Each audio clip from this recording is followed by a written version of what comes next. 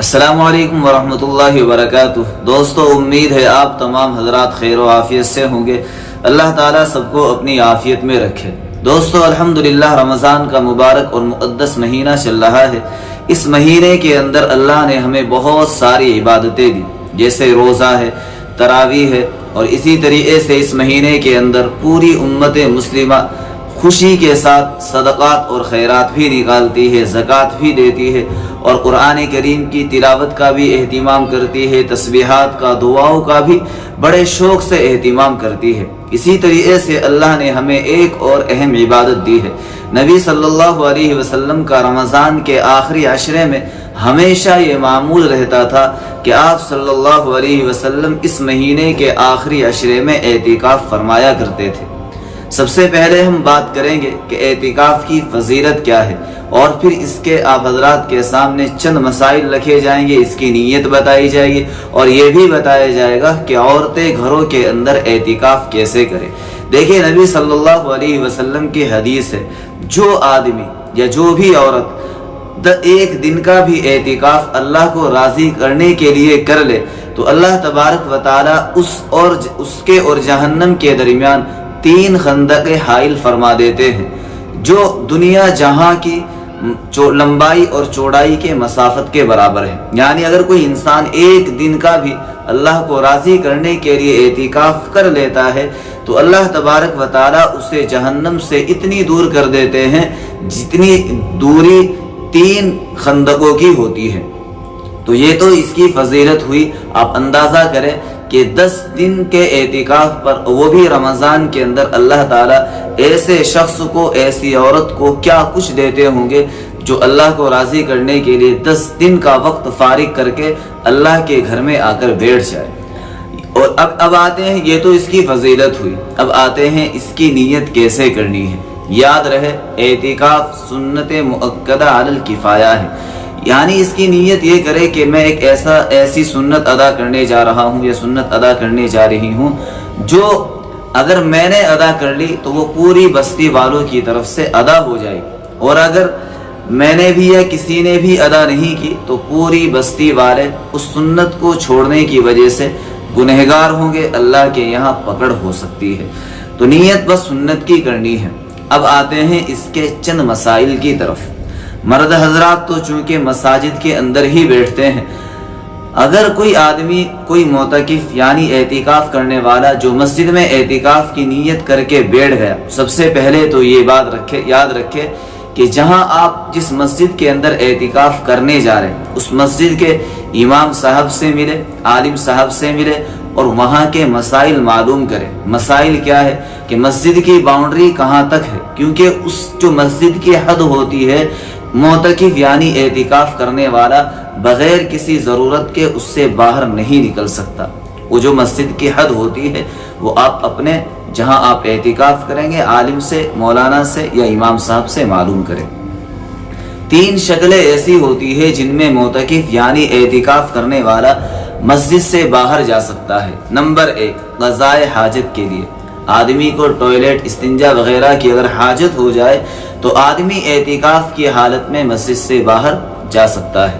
Number 2، ایسی کوئی طبعی پریشانی، بیماری کہ جس کی وجہ سے ڈاکٹر کے پاس جانا پڑ جائے۔ اگر کوئی ایسا ڈاکٹر نہیں ہے کہ وہ مسجد میں آ کر حال احوال دیکھ سکے، طبیعت پوچھ سکے، دوائی دے سکے، تو پھر شریعت نے گنجائش رکھی ہے کہ بھائی یہ شخص باہر جا کر ڈاکٹر کو اپنا مرض دکھا سکتا ہے۔ نمبر 3، اگر کسی آدمی کو یہ ڈر ہے، اللہ نہ کرے کہیں ایسا ہو، حالات بگڑ جائے اور یہ خطرہ ہو جائے کہ بھائی کچھ لوگ مسجد پر حملہ کرنے والے ہیں یا مسجد کو منہدم کرنے والے ہیں یا پھر مجھ پر ہی حملہ کرنے والے ہیں، ایسے شخص کو بھی اعتکاف کی حالت میں باہر جانے کی اجازت ہے۔ اب آتے ہیں ان چیزوں کی طرف جن کی وجہ سے اعتکاف کی حالت میں باہر نہیں جانا چاہیے۔ جیسے ایک آدمی ہے، اگر اس کو گرمی لگ رہی ہے، صرف گرمی کی وجہ سے اعتکاف کی حالت میں مسجد سے باہر جا کر نہانا، اس کی اجازت نہیں ہے۔ یعنی ٹھنڈک حاصل کرنے کے لیے علماء نے اس کی ایک شکل یہ بتائی کہ اگر بھائی کوئی جانا چاہتا ہے تو وہ نیت نہ کرے، وہ نیت یہ کرے کہ بھائی مجھے ٹوائلٹ وغیرہ کے لیے جانا ہے، اور وہ واقعتاً اسی کے لیے جا رہا ہے۔ جب وہ ادھر سے آئے تو راستے میں اگر غسل خانہ پڑ جائے تو وہ جلدی سے نہا لے، دھو لے اور ٹھنڈک حاصل کر لے، لیکن یاد رہے کم سے کم وقت لگائے، کم سے کم وقت لگائے۔ غسل جو جمعے کا غسل ہے اس میں علماء کا ذرا سا اختلاف ہے، لیکن کہیں نہ کہیں علماء نے اس میں گنجائش دی ہے کہ بھئی اگر کوئی غسل جمعے کے دن، جمعے کا جو غسل ہے سنت غسل، اگر کوئی وہ کرنا چاہتا ہے تو اس میں کہیں نہ کہیں تھوڑی بہت گنجائش ہے کہ کم وقت میں آدمی یعنی جلدی سے فارغ ہو کر نہا سکتا ہے، اجازت ہے، گنجائش ہے۔ بیڑی سگریٹ وغیرہ کے لیے آدمی مسجد سے باہر بالکل نہ جائے۔ اگر کسی آدمی نے اعتکاف کی حالت میں اپنی حد کروس کی اور باہر آ کر بات چیت شروع کر دی تو پھر اس آدمی کا اعتکاف ٹوٹ جائے گا، اعتکاف ختم ہو جائے گا، اس ایک دن کی بعد میں آدمی کو پھر قضا کرنی پڑے گی۔ تو یہ تو چند مسائل تھے اعتکاف کے حوالے سے، اور بھی بہت سارے مسئلے ہیں، وہ کسی بھی اپنے قریبی عالم سے معلوم کر لے، پوچھ لے۔ اب اگر کسی مسجد کے اندر ایک مسئلہ اور ہے، بہت زیادہ اہم ہے، اگر کسی مسجد کے اندر جمعہ نہ ہوتا ہو تو دوسری مسجد میں جمعہ پڑھنے کی یعنی جمعے کے لیے جانے کی اجازت ہے، بس راستے میں آتے جاتے وقت بات چیت بالکل نہ کرے۔ اب دوستو آتے ہیں عورتیں کس طریقے سے اپنے گھروں کے اندر اعتکاف کریں۔ یاد رہے جس طریقے سے مرد حضرات کے لیے فضیلت ہے، اسی طریقے سے خواتین کے لیے بھی یہی فضیلت ہے۔ عورتوں کو کیا کرنا ہے کہ وہ اپنے لیے اعتکاف کی حالت میں ایک کمرہ مخصوص کرے، ایک کمرے کے اندر وہ بیٹھ جائے اور اس ایک کمرے کے اندر اپنا سارا وقت یہ سوچ کر بیٹھے کہ مجھے اللہ کو دینا ہے۔